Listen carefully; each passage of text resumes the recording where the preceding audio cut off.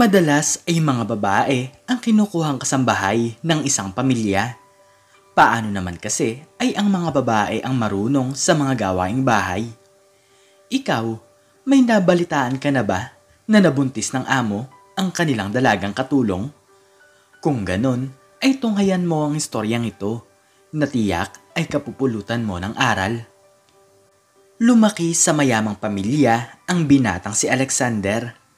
Pero ang palaging ikinekwento ng kanyang mga magulang ay noong araw ay hindi naman talaga sila mayaman. Kaya kahit na ganoon ay mapagkumbaba ang binata sa mga tao na may hirap. Hindi niya ipinagmamalaki ang kayamanan ng kanyang mga magulang, bagkus ay malapit pa nga siya sa mga taong walang pera. Wala silang katulong sa kanilang bahay dahil kaya daw naman nilang gawin ang mga bagay-bagay. Ngunit isang araw, habang lumilipas ang panahon, ay mas lalong nagiging abala sa negosyo ang tatay ni Alexander. Mahal, baka pwedeng kumuha na tayo ng kasambahay. Para naman may katulong ako sa mga gawaing bahay, sabi ni Mrs. Elizabeth. Sige mahal, pasensya ka na pero masyado talaga akong busy sa aking trabaho. Mas makakabuti pa nga ata na magkaroon tayo ng katulong, sagot ni Mr. Henry. Agad naman silang nakahanap ng pwedeng maging kasambahay. Si Micaela na kung saan ay mga palaboy sa daan ang mga magulang. Kailangan na kailangan niya ng trabaho dahil gusto niyang makapag-ambag sa kanilang mga gastusin.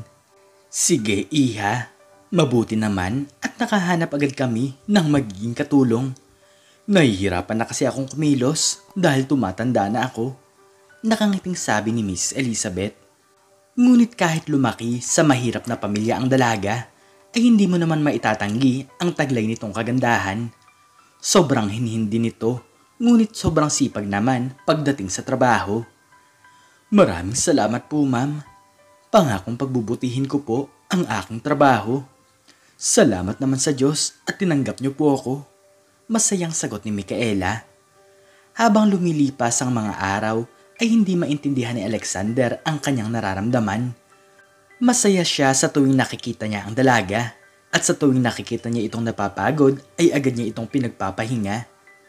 Natatakot na nga si Micaela sa mga ikinikilos ng anak ng kanyang amo dahil palagi itong nakasunod sa kanya. Sir, may iuutos po ba kayo sa akin? Tanong ng dalaga. Wala naman. Tinitingnan ko lang kung masipag ka ba talaga. Palusot ng binata. Sa una ay talagang hindi maganda ang pakiramdam ni Micaela sa tuwing nakikita nito si Alexander. Hindi pa kasi niya lubusang kilala ang binata, ngunit sa pagtagal-tagal ay natatawa na lamang siya sa kanyang nakikita. Sobrang alaga ng binata at madalas pa nga siya nitong ipagluto ng pagkain. Para bang hindi isang katulong ang turing sa kanya dahil ang pakiramdam niya ay isa siyang prinsesa.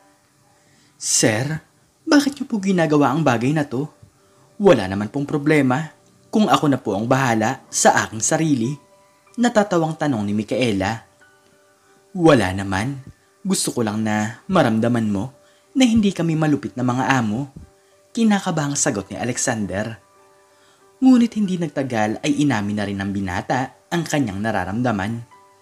Alam na din naman ni Micaela na may gusto sa kanya ang binata, ngunit para sa kanya ay hindi naman sila pwedeng dalawa. Mahirap lamang siya at si Alexander naman ay anak ng mayamang mag-asawa. Micaela, gusto kita.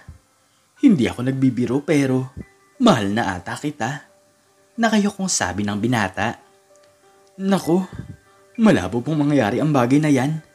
Kailangan ko pong unahin ang aking trabaho dahil may pamilya po ako na umaasa sa akin. Natatawang sagot ni Micaela. Ngunit pinatunayan ni Alexander ang kanyang pagmamahal. Sa pang-araw-araw ay inaalagaan niya ito at sa tuwing wala si Mrs. Elizabeth ay tinutulungan niya ito sa mga gawaing bahay. Tapos na kasi sa pag-aaral ng binata at pinag-aaralan na lamang niya ang negosyo ng kanyang pamilya dahil siya ang magiging tagapagmana. Micaela, umupo ka na lang at magpahinga. Pagkatapos kong magbasa, ay ako na ang maglalaba. Huwag kang mag-alala dahil kaya ko namang gawin ang mga bagay na yan. Seryosong sabi ni Alexander. Sa ganitong paraan ay unti-unti na ring nahuhulog ang loob ni Micaela sa binata. Kung anong saya ang kanyang nararamdaman at hindi niya akalain na mayroong mayamang binata ang magkakagusto sa kanya. Bakit kumuha pa po kayo ng kasambahay kung ikaw din naman po pala ang gagawa ng gawaing bahay? Natatawang tanong ni Micaela. Kasi nga mahal kita at hindi ko kayang makita na nahihirapan ka. Pambobola ng binata. Ngunit sa tuwing dumadating ang kanyang mga magulang ay hindi siya makaporma sa dalaga. Hanggang sa dumating ang araw na nagkaroon na ng relasyon ng dalawa. Masayang masaya sila sa kanilang pagmamahalan, ngunit itinatago nila ito sa mga magulang ng binata. Baka kasi kung ano ang isipin ng dalawa at natatakot talaga si Micaela na baka isipin ng mag-asawa na ang habol niya lamang ay pera. Matagal nilang itinago ang kanilang relasyon at umabot pa nga ito ng 2 taon. Hanggang sa isang araw ay nagbunga ang kanilang pagmamahalan at habang naglilinis si Micaela ng bahay ay bigla na lamang siyang nagsuka. Alexander, kinakabahan ako. Mahinang sabi ni Micaela habang nasa banyo ang dalawa. At bakit naman? Ano ba ang nangyayari sa'yo?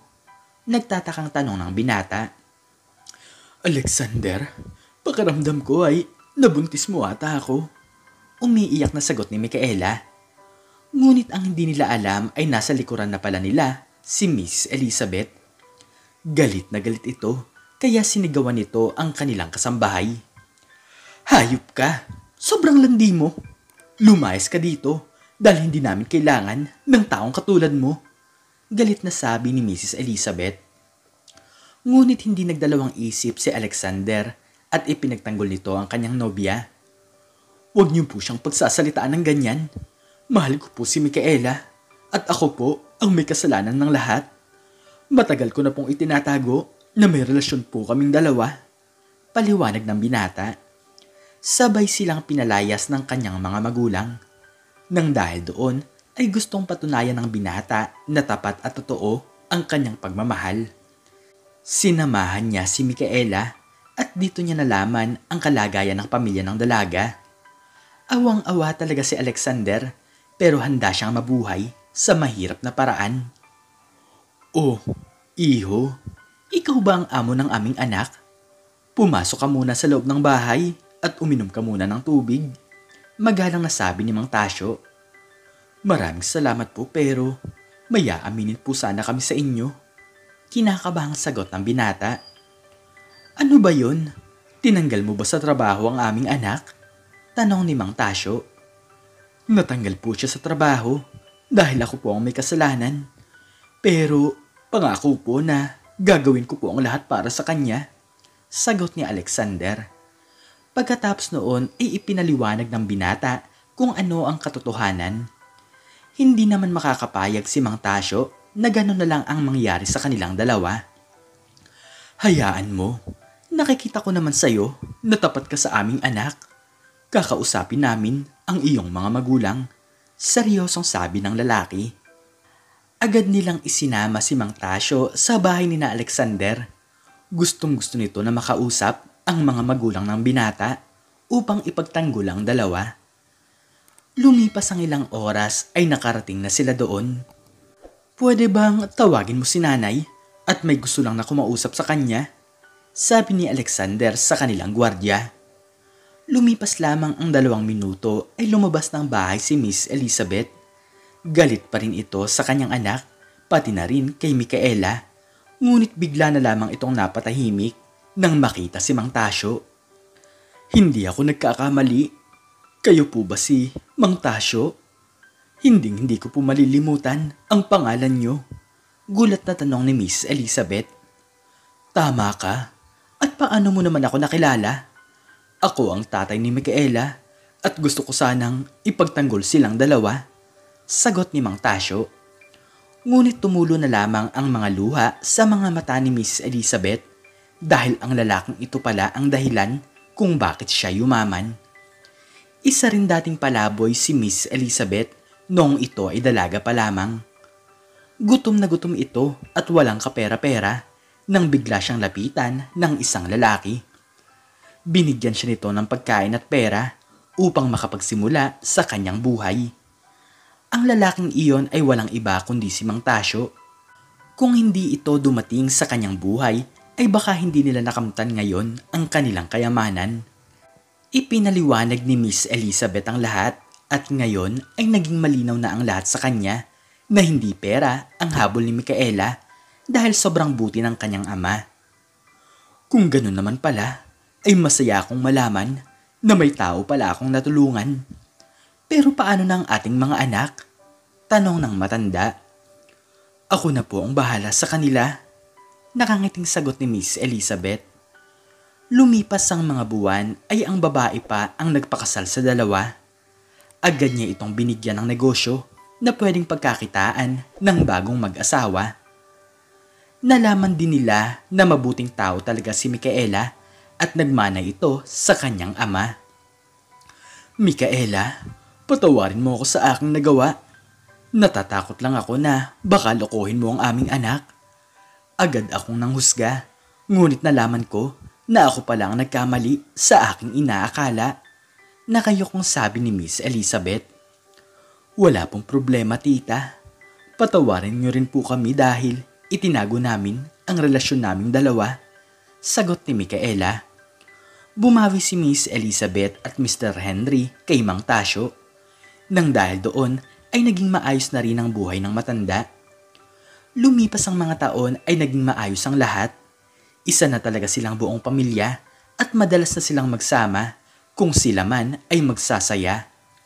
Iba talaga ang nagagawa ng isang simpleng pagtulong na hindi mo aasahan na aanihin mo din pala ito sa paglipas ng araw. Huwag agad tayong manghusga dahil hindi naman lahat ng tao ay habol sa pera. Ang iba ay totoong nagmamahal, ngunit sadyang magkalayo lang talaga ang agwat ng kanilang buhay. Hindi naman importante kung mahirap lang ang iyong iibigin, dahil ang mahalaga ay nagtutulungan kayo at sabay niyong makakamtan ang tagumpay sa buhay. Ikaw, anong natutunan mo sa istoryang ito? I-comment mo sa baba ang iyong natutunan. At hanggang dito na lamang po nagtatapos ang aking istorya at sana po ay nagustuhan niyo ito. Please like, share, and subscribe and click the notification bell para lagi kang updated sa mga bago kong istorya. Muli ay maraming salamat po at God bless us all.